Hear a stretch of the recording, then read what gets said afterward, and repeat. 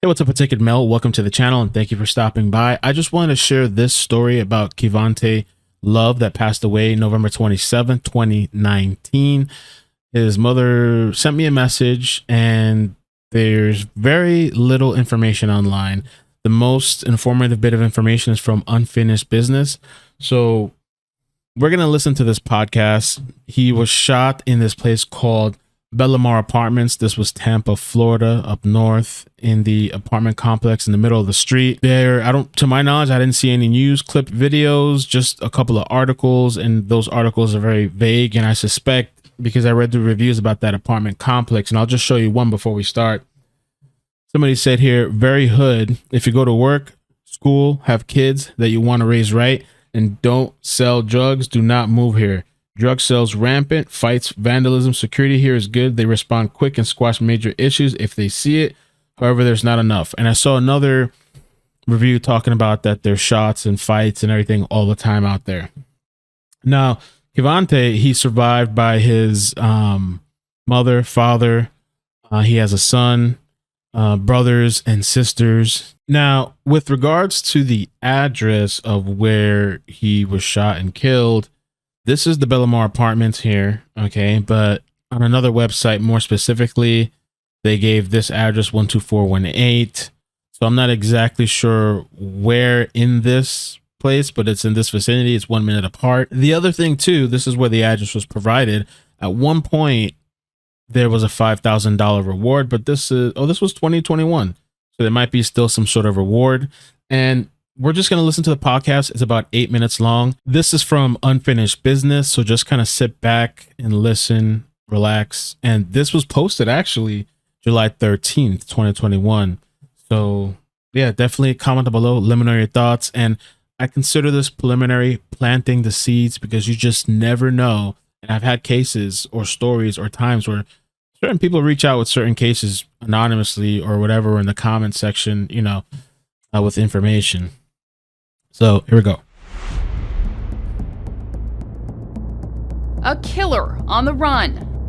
It's difficult for us to believe that no one saw anything. They're just not coming forward with the information for one reason or another. And a mother who is left with more questions than answers. It's hard to move forward when the case is still open and you have someone out there who's running free, knowingly that they've killed someone.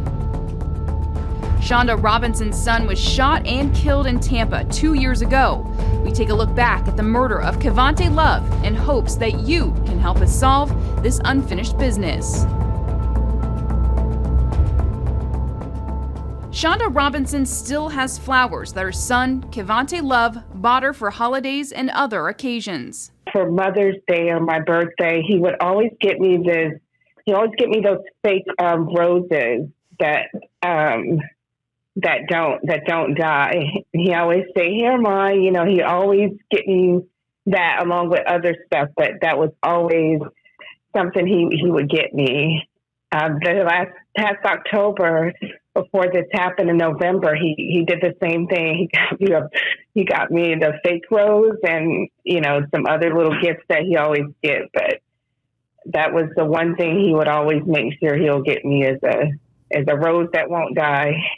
The roses are a gift that keeps on giving. It's a daily reminder that even though Kivontae is no longer alive, his presence is still very much felt. For almost 2 years, Hillsborough County Sheriff's Office detectives have been trying to piece together what happened when he was shot and killed outside a Tampa apartment complex.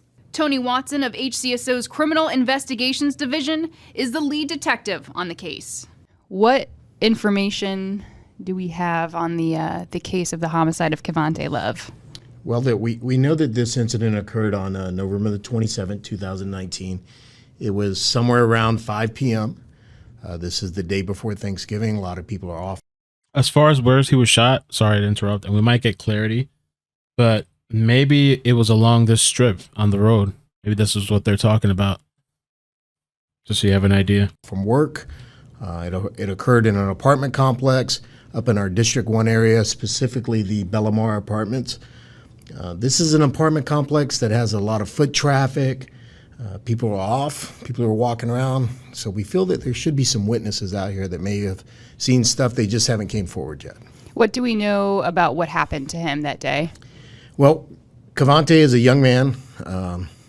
He's in his early 20s. He's the father of a small child, and he had the day off work. He was just hanging out in the apartment complex like a typical a young man would do. And the witnesses that we did have come forward stated that they heard 4 to 5 gunshots and that they saw a couple of males running away from the scene. And that's sort of where things stand right now.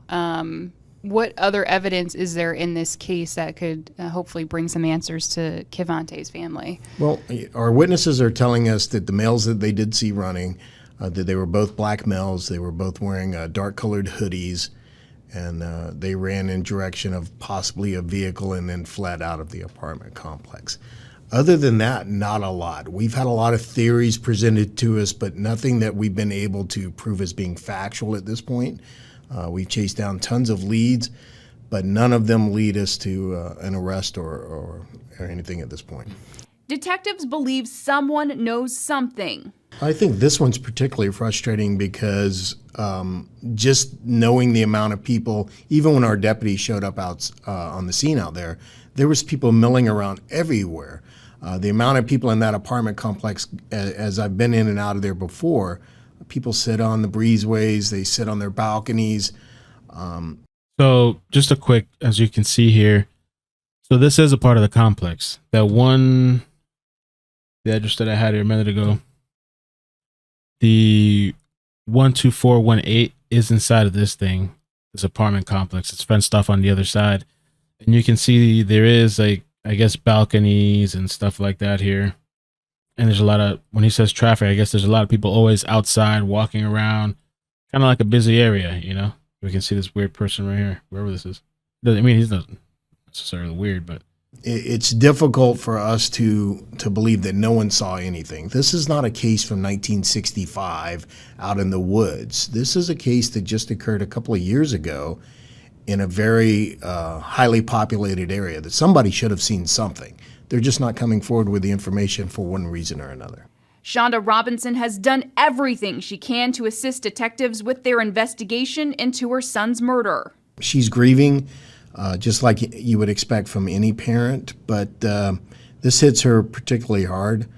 She calls me at least once a week. She stays in contact with me via phone calls, emails, whatever it is.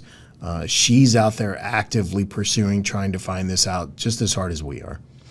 A mother's love for her son doesn't end with his death, and that's why Shonda isn't giving up looking for Kivontae's killer. Kivontae was always a peacemaker, so if there was something that he felt like somebody had a misunderstanding towards him, he would always go and make peace with that person so that they will be okay with each other. So he was just always, I wanted to feel like his heart was good with everybody.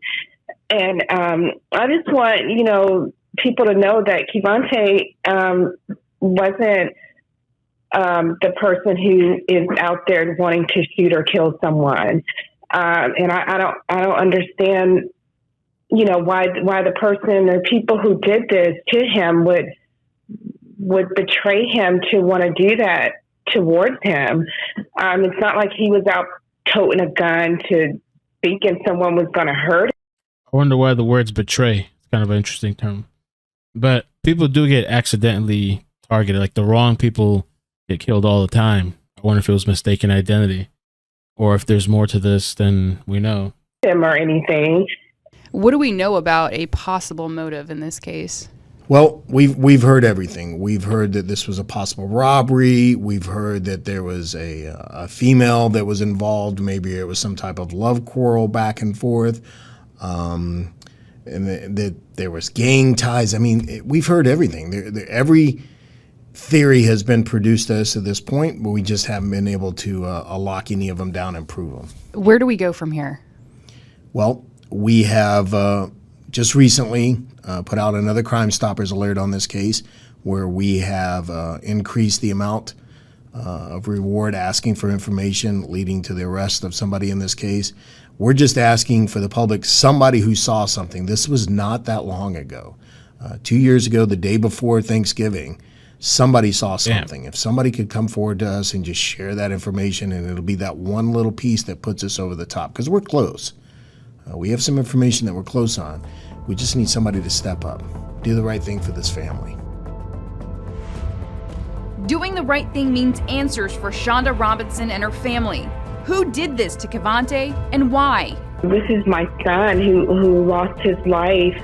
And just to come forward and do the right thing, to do it for themselves and to clear their heart and their conscience. And if it was them or their child or if it was their mom grieving in this situation with them, they would want someone to do the same thing. I mean, I forgive them, but I want them to just do the right thing and come forward and be held accountable for what they've done. And that's it for now. I just wanted to share that story and like push it out into the algorithm, maybe get his name, maybe get people looking. Who knows? Maybe somebody will call the Crime Stops tip number, right? The 1-800-873-TIPS, you know, or somebody somewhere will speak up to somebody. Maybe people will start talking again. You know, I don't know Kivontae's story. It's unfortunate that he left behind a child too, and condolences to the family, and just hope that some sort of resolution comes or justice. I mean, you know, now the other thing too, I think of real quick, I don't want to veer off into my own thoughts and go all over the place, but some of the things that I've seen from people in society, it seems like some of these people don't have any kind of conscience. No, people can just kill people and just continue on their lives like it was nothing in some cases that I've seen. So I don't know. Yeah, comment below. Thank you guys for all the support. Please hit the like button, turn on the bell notifications, and definitely make sure you like or share, because that's how you get these stories out, especially with the way things are these days. All right, take care. Peace.